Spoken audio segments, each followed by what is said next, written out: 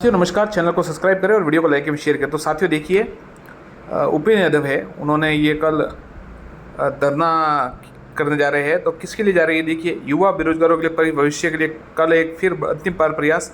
दिल्ली मध्य प्रदेश की तर्ज पर नियुक्ति की मिलने के बाद त्यागपत्र देने के पदों पर 6 महीने तक एक और सूची जारी करने को प्रावधान करवाने की मांग। तो साथियों देखिए, कई राज्यों में ऐसा नियम है कि जैसे आपने किसी नौकरी ज्वाइन की कोई और फिर बड़े पद पर आपका चयन हो जाता है तो आप उसको त्यागपत्र देकर आगे चले जाते हैं।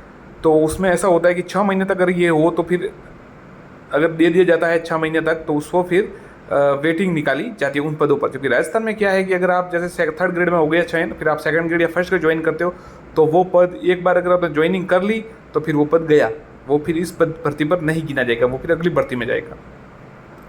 तो ये उपेंद्र यादव जी इसी मामले में ये ट्राई कर रहे हैं। और पहले से इसकी बात चल रही थी कई समय से कि राजस्थान में ये नियम लागू करना चाहिए ताकि वेटिंग अच्छी आ जाए। तो इसके लिए ये प्रयास कर रहे हैं।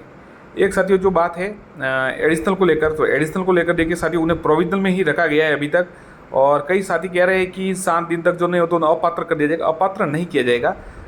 अब एडिशनल वालों को तो ऐसा रखा गया है कि जब तक अंतिम फैसला नहीं आ जाता तब तक उनके मतलब उनको पद वो है रिजर्व रह चुके, उनका पद है वो बिल्कुल ओके है, मतलब सुरक्षित रखा जा चुका है।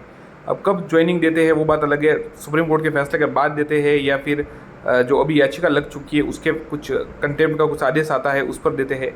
जैसे जो अभी याचिका लगी है उसमें भी अगर कोई फैसला आता है कि इनको काउंसलिंग करवाई जाए या इनको एक बार जिला अलॉट किया जाए, किस प्रकार के आता है, या फिर ज्वाइनिंग का आदेश आता है, क्या आता है वो बाद में पता चलेगा।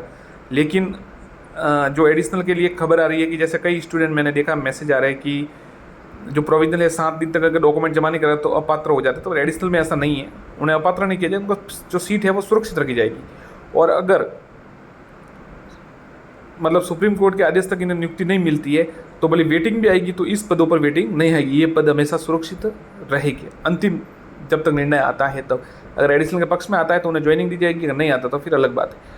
और अगर इससे पहले भी जो है वो जो याचिका लगाई, मतलब कोर्ट में केस लगा चुके हैं तो उसमें फैसला आता है, पता चल जाएगा अक्टूबर में कि क्या होता है। और सुप्रीम कोर्ट में जो सुनवाई है वो 6 अक्टूबर को होने वाली है।